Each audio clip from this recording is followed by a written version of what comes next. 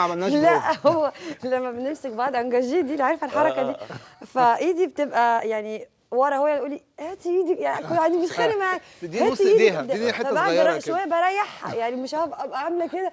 فكل شويه تخيل العريس عمال يزعلك، شو لي ارفعي ايدك عشان اعرف. فالمفاجاه ان ده كان في الفيديو، لقيناه في الفيديو واحنا قاعدين بنتفرج.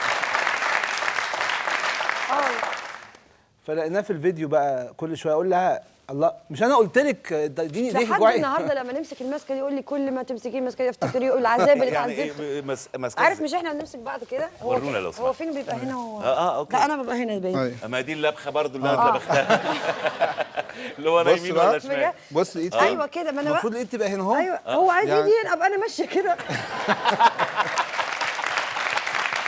والله العظيم.